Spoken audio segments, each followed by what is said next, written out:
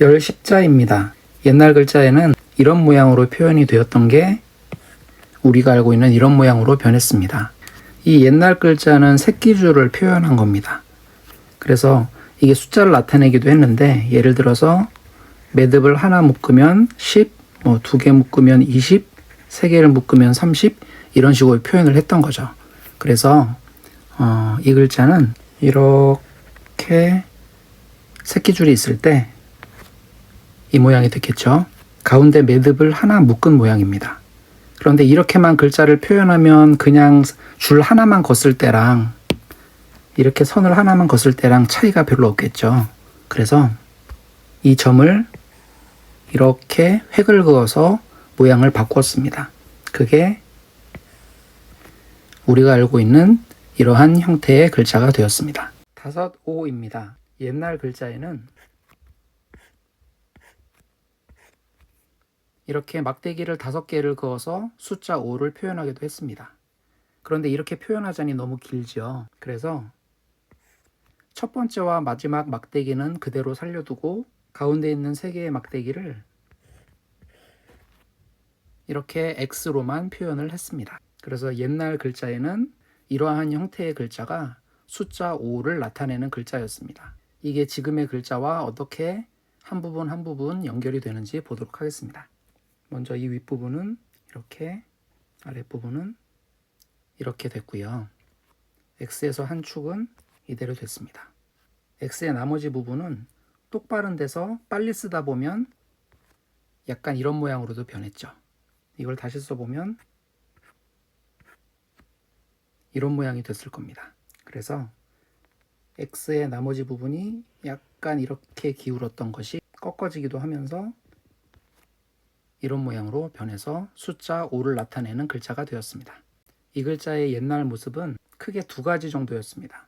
이런 모양의 글자가 하나 있었고요. 또 이런 모양의 글자가 하나 있었습니다. 이 글자를 보고서는 사람들이 모자 같다라는 말을 많이 했고요. 이 글자를 보고서는 도끼를 그린 것이다 라고 이야기하는 사람이 많습니다. 이 모자나 도끼는 특별한 사람이 사용하는 것이었습니다. 그래서 한 부족에서 가장 높은 우두머리를 상징하는 글자로서 이게 나중에 왕이라는 뜻으로 변했다는 학설이 지배적입니다. 그래서 도끼를 나타내는 이 글자를 지금 우리가 알고 있는 글자와 매치시켜 보면은 직관적으로 이해가 됩니다. 도끼의 자루에 해당하는 부분은 가운데 막대기가 됐고요. 도끼의 날에 해당하는 부분이 아랫부분이 되었습니다. 도끼의 끝부분을 나타내는 부분은 위쪽이 되었고요. 도끼 자루의 중앙 부분은 가운데 부분이 되었습니다. 바깥 외자입니다. 이 글자는 이 부분과 이 부분 두 부분으로 나누어집니다. 먼저 앞 글자는 저녁이라는 뜻의 석자이고요. 뒤에 글자는 점을 친다 할 때 그 점 복자입니다. 저녁 석자는 맨 처음에 이런 모양으로 쓰였습니다. 그리고 점 복자는 이런 모양이었습니다. 먼저 저녁 석자는 달의 모양을 그린 것인데요. 달의 둥그런 부분이 이 부분을 나타내고요. 이 부분은 이런 모양으로 변했습니다. 그리고 점 복자는 옛날에 점을 치던 거북이 등껍질의 모양을 나타낸 것입니다. 거북이 등껍질을 점을 치는 도구로 사용했습니다. 이 위에다가 먼저 글을 적습니다. 그런 다음에 아래쪽에다가 불을 뗍니다. 그러면 뜨거워져서 이 거북이 등껍질이 갈라집니다. 이런 식으로 가운데가 갈라지기도 하다가 한쪽으로 이런 식으로 갈라집니다. 그러면 예를 들어서 전쟁을 할지 말지, 지금 사냥을 나갈지 말지 이런 것들을 적어놓고 금이 갈라지는 쪽으로 점괘를 얻어서 그대로 실행을 했다고 합니다. 금이 갈라지는 것 중에 하나인 이 부분은 이렇게, 또 한쪽으로 갈라진 부분은 이런 식으로 나타나게 되었습니다. 그러면 이 달을 나타내는 글자와 점을 나타내는 글자가 합쳐져서 왜 바깥을 나타내는 글자가 되었냐면, 옛날에는 사람들이 달이 뜨는 밤이 되면 이렇게 집 안에서만 머물렀습니다. 왜냐하면 바깥 공간은 어떤 것이 있을지 모르는 위험한 공간이었기 때문입니다. 그런데 부득이하게 외출을 해야 될 일이 있었겠죠. 그럴 때는 점을 쳤던 겁니다. 나가도 안전하겠는지, 나가서 원하는 것을 얻고 무사히 돌아올 수 있는지 점을 쳤던 겁니다. 그래서 이 달을 상징하는 글자와 점을 상징하는 그 글자를 합쳐서 이 바깥으로 나간다, 외출한다 라는 뜻의 글자로 썼던 겁니다. 길장이라고 하는 글자입니다. 이 글자는 말 그대로 길다라는 뜻인데요.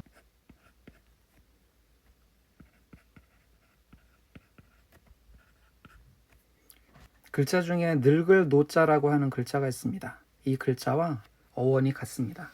옛날 글자에는 이런 모양으로 나왔는데 지팡이를 짚고 서 있는 노인을 나타낸 글자입니다. 이 부분은 이렇게 글자에는 이 부분이 됐고요. 이 부분은 이렇게 글자에는 이 부분이 되었습니다. 그래서 사람의 모양을 나타냅니다. 머리가 되고요. 손, 발입니다. 이 부분도 이렇게 연결이 된 거라고 볼 수 있겠고요. 글자에는 이렇게 나타났습니다. 그리고 원래 그림에는 이렇게 하나 나타나 있던 게 글자에는 이렇게 표현이 됐고요. 긴 머리카락 나머지 하나는 또 이런 식으로 표현이 됐습니다. 글자에는 이렇게 표현이 됐는데 나중에 이렇게 한 획이 더 생긴 것 같습니다. 그리고 원래 문자에는 보이지 않는데 이렇게 막대기가 있었습니다. 막대기가 있고 그게 여기 부분입니다. 그리고 이렇게 손잡이가 있었습니다. 손잡이, 그 손잡이가 이런 모양이 됐습니다. 이건 지팡입니다. 그래서 이 그림을 한마디로 설명을 하자면 나이 든 노인이 긴 머리를 풀어헤치고 지팡이를 짚고 서 있는 모양을 나타냅니다.